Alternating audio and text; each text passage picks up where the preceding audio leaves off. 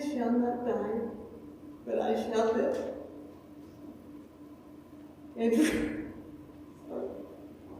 recount the deeds of the Lord. Open to me the gates of righteousness, that I may enter through them and give thanks to the Lord. Ryan will now share his reflection on his dad's life.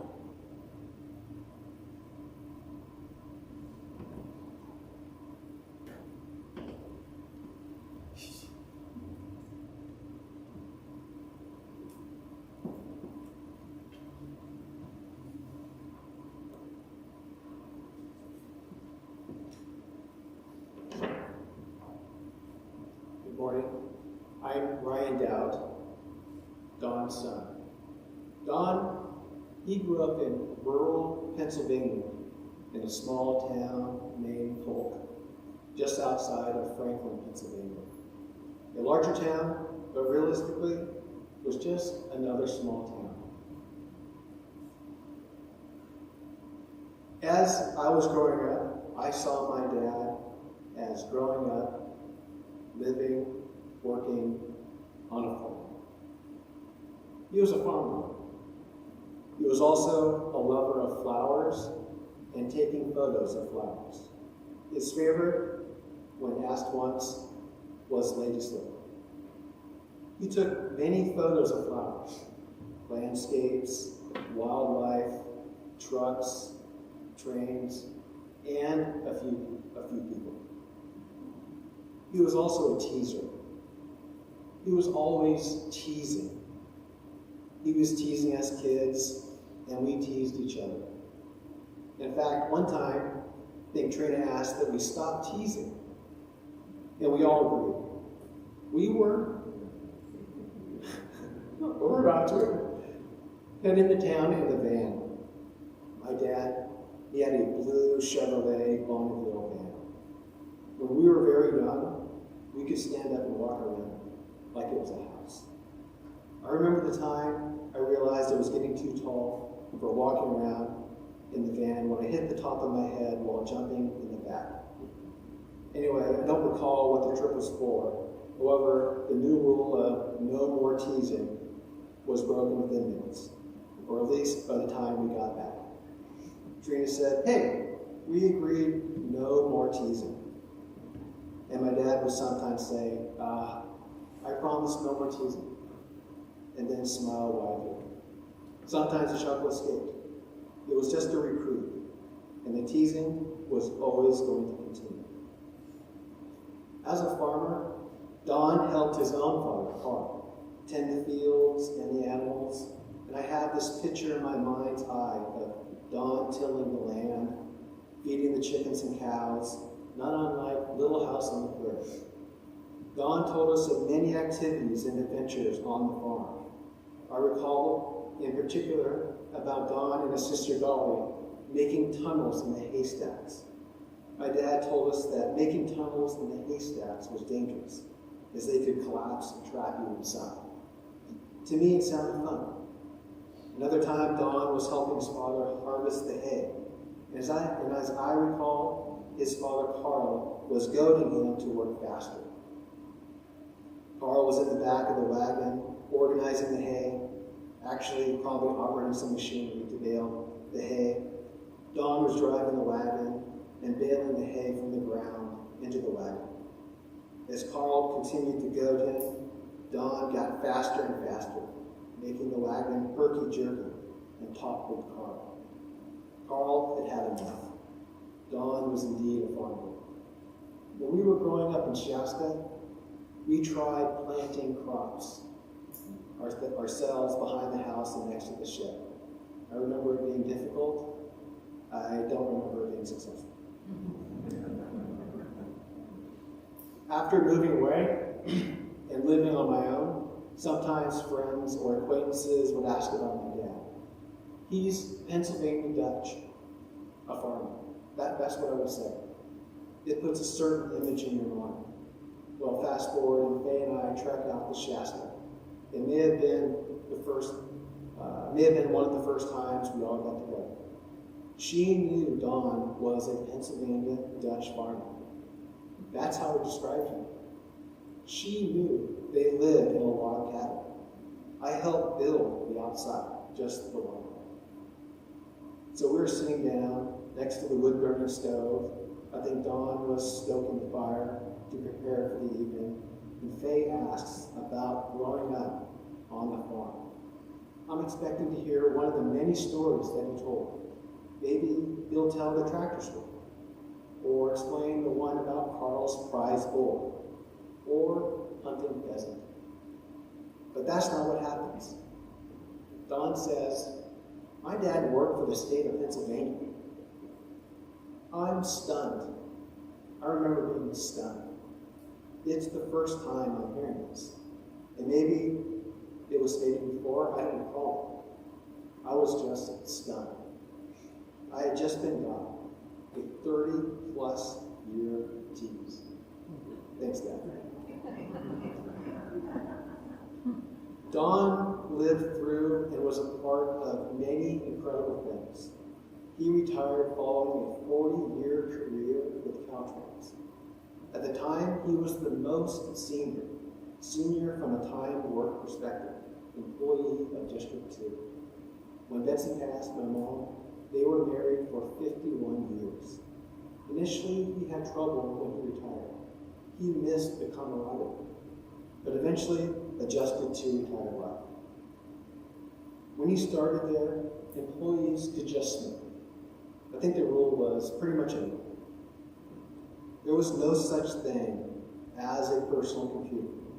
He had a dumb terminal and access to the mainframe. If we visited him at work, he would bring up a blank page on the screen and ask us to draw something by moving the cursor around with the keyboard. He saw a lot of changes in technology between 1939 and 2025. He survived a variety of health issues. When Betsy was still alive, they evacuated their home due to wildfires multiple times. They would just drive into Reading and stay in a local hotel. Oftentimes, CAL FIRE would use his property as a lookout and ask them to leave his door unlocked. The last one got him, their dream home. A log cabin in the forest was just a total loss. I talked to my dad that morning. The firemen had been banging on his door for a while. It was 2 a.m. We were just about to leave and mark his place as vacated when we finally heard them and opened the second floor window. Can I help you? The fireman gave him the choice to stay or go. Don left with the clothes on his back, his medication, and his Bible. His first stop was the parking lot at Home Depot. They opened in 15 minutes. I've told that joke many times, but that is where he went to. Home Depot parking lot. Because I guess the hotel was there. I remember saying and thinking that he did the right thing. It all turned out. He got to rebuild a new dream home and live out his days in his beloved small town of Shasta.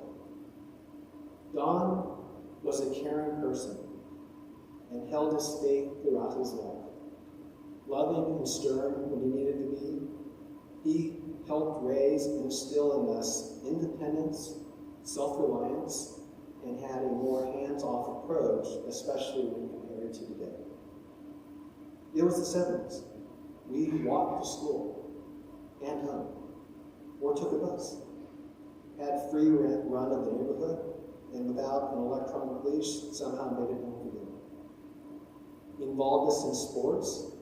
We always had some sort of sports happening, wrestling and swimming when we were young, baseball, basketball, and soccer until high school, track and cross country throughout high school. We were independent and not micromanaged. We learned by doing and weren't overprotected. My dad helped instill values like honesty, loyalty, hard work, and respect for authority. It is that and a whole lot more that made him great. A great dad and a great father. Just some final thoughts. I don't recall if it was all three of us or it was just Ivan and I. One time, there used to be a Safeway on Reading, in Reading on Eureka Way, where now is an Ace Hardware and Old Shasta Coffee Company. We used to go in there all the time. It was where my mom shopped when we were growing up. I think this time it was just my dad, Ivan, and I. We were going to the store, perhaps because we needed some milk or some other grocery. I don't remember. It had been raining that day, and I remember it was raining.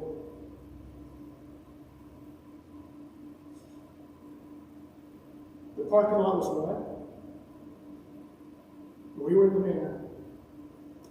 My dad was telling us that we needed to stay in the van. I remember wanting to go into the store with them. It was always fun to go into the store, see the candy, and sometimes we would get a cookie from the bakery, or was that Albertsons? Anyway, one of those places. I don't want you guys to get wet, or call my dad's name. I know it's raining. I don't think my dad has a jacket, but you are going to get wet. This is kid logic. No. I can run between the drops. I've brought this up in a different way many times in my professional career. Usually it's something like, I don't know how to do magic, or I don't know any magic. Followed up with, if I'm about to perform some magic, I will let you know. I watched my dad intently with an eagle eye run across the parking lot into Safeway. Sorry, as an aside, running, and my dad, well, that's, I would not call what he did, but he's running. If you can envision a person running who broke their back or something, I know I just said running, but it was his own style of running. He wasn't running as you might think. So just a couple minutes later, he's back. It was obvious he had rain on him. And to be honest, it may not have been a lot. But he ran between the raindrops. And that was my dad. Gone down. Doutt. As we say goodbye to Don, let us remember his love, laughter, and unwavering spirit. Though he may be gone from our sight, his spirit will forever live on in our hearts. We will miss him dearly, but we will never forget the joy and warmth he brought into our lives.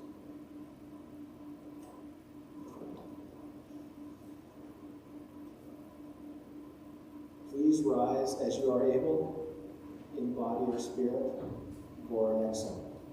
The Old Rugged Cross, number 504, in the red hymnal.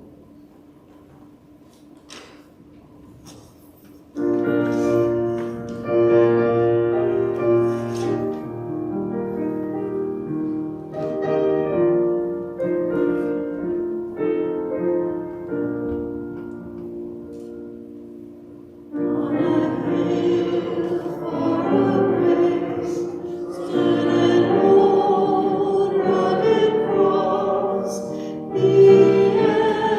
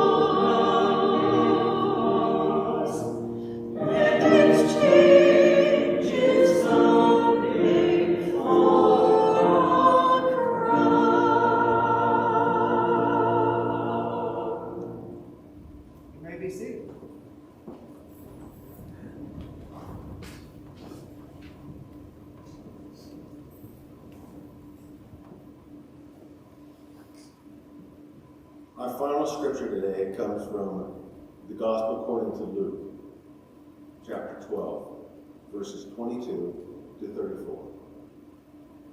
Jesus said to his disciples, "Therefore I will tell you, do not worry about your life, what you will eat, or about your body, what you will wear. For life is more than food, and the body more than clothing. Consider the ravens. They neither sow nor reap. They have neither storehouse nor barn, and yet God feeds them. Oh, how much more valuable are you than the birds? And which of you, by worry, can add a single hour? If then, so small a thing will rest. Consider the lilies, how they grow. They neither spin. Solomon, in all of his clothed like one of these. But if God so clothed the grass of the field, in which the oven, how much more will a little faith? And do you not seek what you are to worry? For it is the nations of the world that seek that you need them too. Instead, seek God's kingdom, and these things will be given to you as well. Do not be afraid, little flock, for it is your Father's good pleasure to give you the kingdom. Sell your possessions and give alms. Make purses for yourself that do not wear out, an unfailing treasure in heaven where no thief comes near and no moth destroys.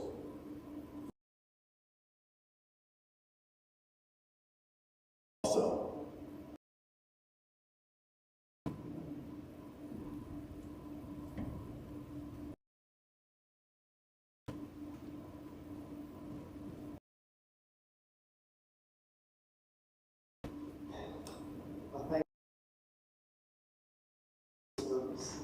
Thank you for your readings. Thank you for your sharing. Thank you for your presence. Please join me in gracious and merciful God, as we gather in this sacred moment, we place God the gift of his presence in our lives for every shared smile, every act of kindness, create together. Though our hearts are heavy, we rest in the blessed assurance that your love transcends all earthly boundaries. Even as we say farewell, we know that your divine embrace holds both us and our beloved God in perfect peace. Like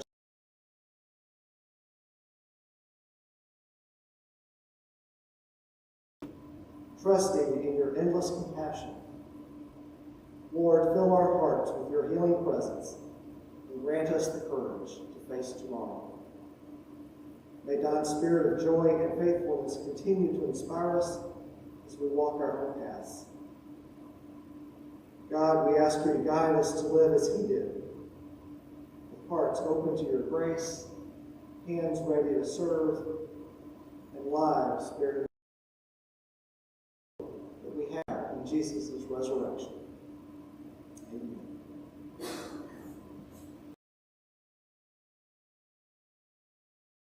Keep your hearts and minds in the knowledge.